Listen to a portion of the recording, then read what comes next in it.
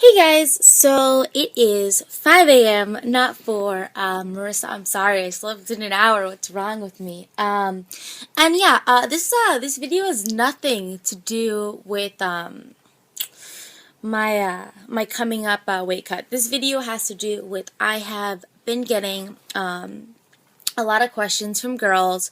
You know, they saw my video about the metabolism stuff, and there was a lot of questions. So what I'm going to try to do, because I could write an article, and I probably will, that kind of like summarizes a lot more things, but I'm just going to try to shoot off some video blogs over, I guess, the next couple weeks. Just anytime I get like a significant number of questions, and just kind of go into detail on them, so that way I can get them out fast, because it seems like a lot of people really want some information. So, okay, let's talk female metabolism.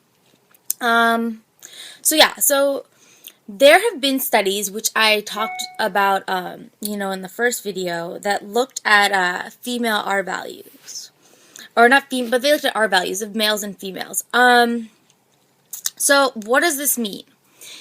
In the most simple of terms, an R value is basically like what you're using as your preferred fuel source. If it's kind of like a scale where we look at it from 1.0. If I'm tired, I might make a mistake and call this 0.1, but it's 1.0.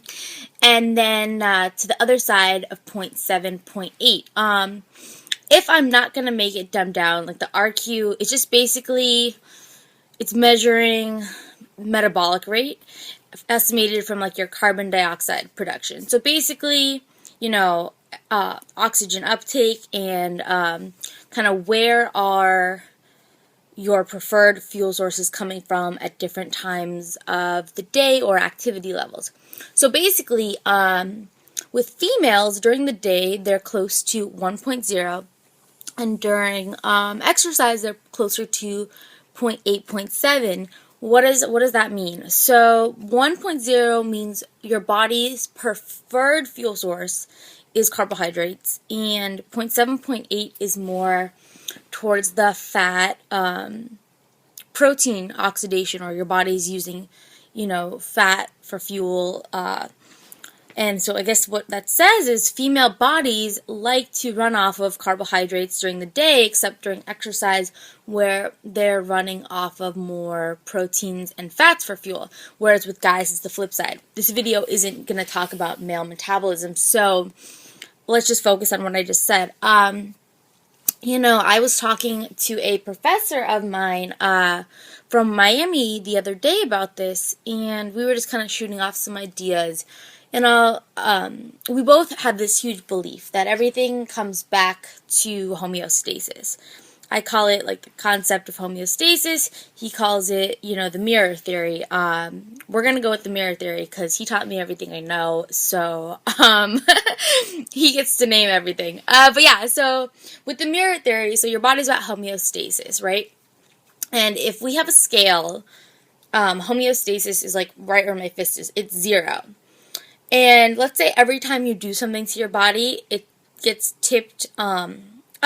Okay, so like we're moving in the positive direction of the scale. Well, every reaction of your body is going to move in the opposite direction. So, right, so we have the mirror theory. If you make a change and it's +3, then the reaction would be -3. That being said, so let's go back to this whole idea of the female metabolism and its RQ, or its R value. Your body as a woman is asking you for carbs during the day. And a lot of times, just with like, I read like a magazine, I'm not going to, put down any magazines. So you read a magazine and it's like, don't do carbs or whatever. And then so chicks are like, okay, I'm not going to do carbs. So like, let's go back to homeostasis. Like, your body is asking you as a female during the day, because that's most of the time, for carbohydrates. And you're like, no, I want to go ketogenic. Okay, so like, let's call that, we're moving +3 up. So your body's going to have a -3 reaction. But let's say you're also, if you're reading this magazine about, carbs are bad, they're going to make you fat or whatever, which I don't know where it came from, but too much food makes you fat, regardless of the fuel source. But yeah, so let's say you're reading that. So then on top of it, you're in a diet. So I'm guessing you're in a caloric deficit. So now we went from +3 to, like, let's say +6. And your body's reaction is a -6. Okay, so what am I basically saying? Every time you continuously try to make a bigger change away from what your body really wants to do, its reaction is going to be bigger. And the thing with weight loss or whatever is, like, we want to make small changes so our body doesn't view it as having to have a dramatic reaction. The smaller the change, the better your ability to make that change long-lasting becomes. Your body and your weight, they have this thing called a set point, which kind of goes back to homeostasis too, of course. And your set point is kind of like right at homeostasis, like where your body is happy weighing. So if you try to move far away from that set point weight, far away from homeostasis, and you do it really fast, then your body is going to have a really fast reaction to try to bring you back. And then you end up kind of in a tug of war with your own body, not getting closer to where you want to be. So yeah, I mean, and like, let's even go like to that terrible land called bro science. Like, oftentimes, the leanest figure competitors that you see, they have carbs in their diet for the majority of their meal. And, I'm the kind of person where I like to, like, look at things and then try to connect the science points versus see the science and then connect it to reality. I like to go the other way. It just makes more sense to me. And, yeah, I think there's a link there. Not to say that ketogenic diets don't work, and not to say that there's only one way to do something, and not to say that I'm right, because, like, there aren't studies on any of this, so these are just my ideas. But the easier you make it for your body, and by easier I mean, like, you give it what it asks for and you only try to make a small change, in my mind, the belief becomes the less resistant it will be. That being said, like, let's also take another step and kind of look at this whole idea of, like, I want to do a ketogenic diet, I'm a female, and I have metabolism problems. Metabolism problems being, like, thyroid issues.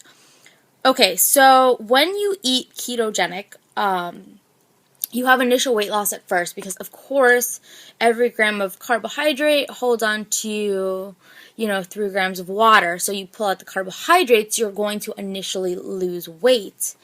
That being said, the only fuel source, right, the body runs off of is glucose. And you can get that from carbs, and, carbs are glucose. But for, the other two macros, fat and protein, to become a usable form of glucose, it's a lot more tricky, and let's look at, like, what happens, like, when you have your protein. It's got to go through, well, as an amino acid, which makes them a protein, but amino acids have to go through a gluconeogenesis to become a usable form of glucose. And when this occurs, something else occurs. While this reaction occurs, you end up with elevated levels of cortisol. Okay, so cortisol. Cortisol can be raised in a bunch of different ways, but so cortisol is a catabolic hormone, and remember, your body is all about homeostasis. We're back to that mirror theory, right? So if you're in ketosis for a long time, and even if you have a reset refeed, now we kind of have a thing, right? So you're having this level of a catabolic hormone elevated.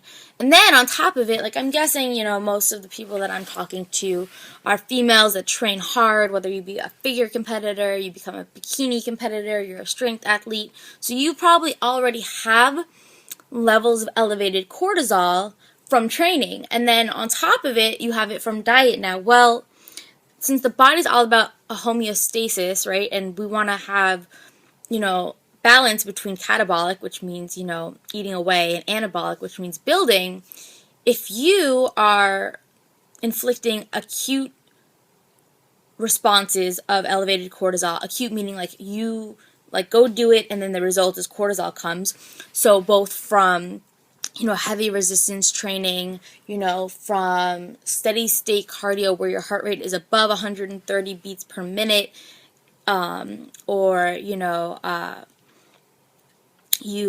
on a ketogenic diet and cortisol is being made as a result of having to go through gluconeogenesis.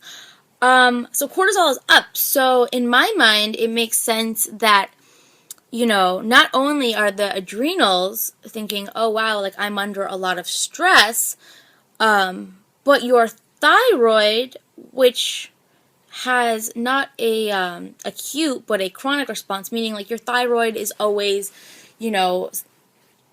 letting out hormones, thyroid hormones, right? So while your body can't control the stress that you acutely inflict on it, it can control the response that you have as far as chronically from hormones it's making on its own on a daily basis, that being thyroid hormone, which is a catabolic hormone. That's why if your levels of thyroid are really high, like a hyperthyroid person, you are extremely thin. So cortisol is high, it's catabolic, and you're making your body deal with it every day. So now something that's acute becomes chronic.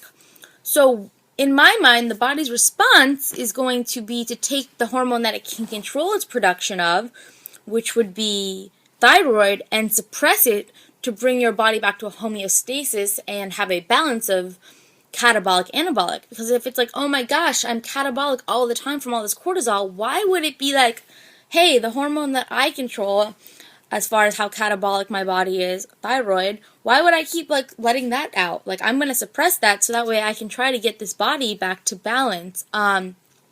Side note, like if you read an endocrinology textbook, if you're not overtrained or in a ketogenic diet for a long time or doing things that are extremely stressful, like a bout of exercise of a non-overtrained or reached athlete or over-dieted one, when cortisol rises is like 10 days later for thyroid production to rise. But if you're chronically making that acute hormone cortisol be in your body all the time, then you're never going to have that supercompensation elevated thyroid effect, which happens, if you're not overtrained or over dieting, to help get rid of excess metabolites from that cortisol release. It never happens. And then eventually your body's like, I can't have this happen because I'm just now too long in this catabolic state, and then you have thyroid production decrease. That's kind of the connectors that, I'm putting together. And so as a female who has a, either overtrained state, over-dieted state, or has thyroid issues, I think you have to understand that most of you aren't going to just stop your training, but you can make your training less stressful to help your thyroid. So I had talked a little bit about cardio and effects on thyroids, and I had said that my thyroid levels looked the best when my heart rate was under 130 beats per minute in a steady state, but not stressful way. And I think that's because, although things like, first of all, steady state with your heart rate above is just going to have an elevated cortisol release. So that in itself, like, running marathons or like long distance running or stuff like that, I think that's put your thyroid in a really, really bad spot. Because all you're doing is just raising cortisol and making the problem worse. Or spinning or stuff like that too. In addition to that, like with the HIIT, cortisol is released, but so is growth hormone. So a lot of times they're like, well, HIIT's really, it's great for girls. Yes and no. I mean, it is if you're not someone who's heavy resistance training, on a constant basis all the time, and your sessions aren't lasting like 45 minutes. If those sessions are really stressful, like you're already going to have cortisol growth hormone release. So you're not going to need the addition of HIIT because that addition just might be too stressful on your body, because resistance training is sympathetic. So if we go back to our mirror theory, we have sympathetic nervous system and parasympathetic. Sympathetic is fight or flight, and parasympathetic is rest and digest. So weightlifting, heavy like training, maybe you're lifting for your figure competition, your bikini competition, you're a strength athlete, powerlifting, strongman, Olympic lifting, whatever it may be, that's already stressing your sympathetic nervous system.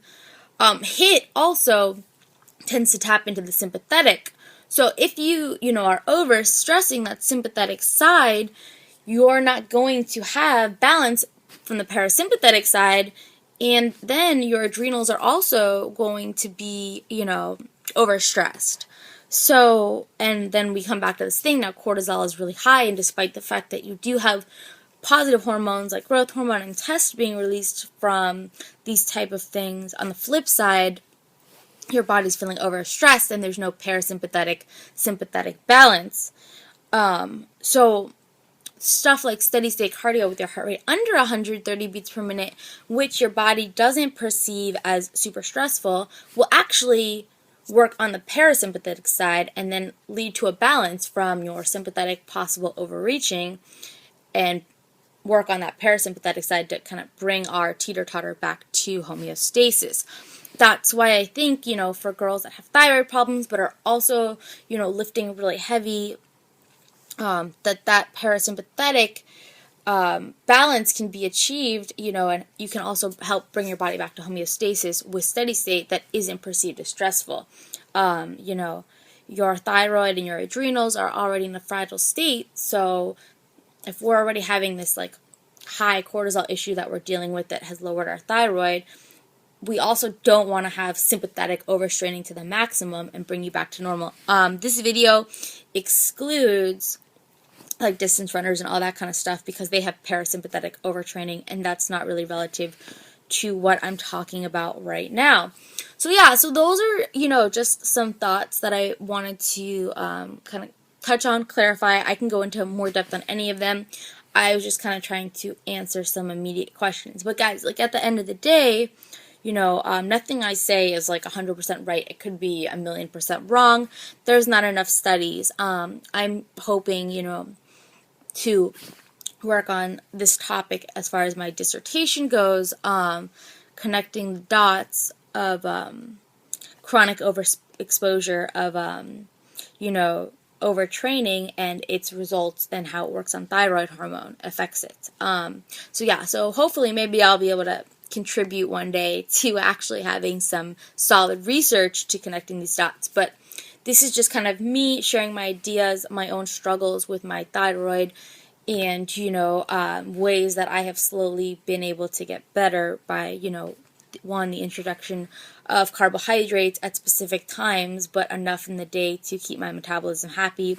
I've prepped this entire time with my carbs over 100 grams per day.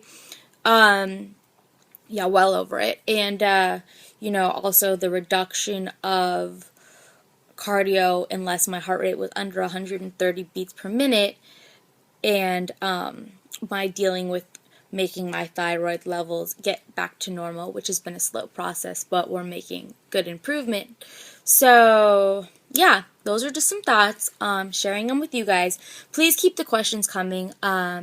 It's a topic I love, and I want to help as many people as I can, because when I started going through all these struggles, I was alone in the dark 100% by myself, which is cool because then it made me like really start to read as much as I could, and that was great. But I don't want other people to have to struggle as much as I did, because nothing is more frustrating than your body that worked so awesome for so long no longer, doing what you want, and then just being really frustrated. Because we're all girls, no one likes to just unexpectedly gain weight out of nowhere, which is what happens when your thyroid takes a dump on you. It's hard to deal with. Even if it's only a little bit of weight, anything that's not normal to you, regardless of what anyone else says, is really frustrating and hard to deal with. So yeah, so keep them coming. I'll try to answer them the best I can. And these are just my thoughts and opinions. Okay, Have a great day.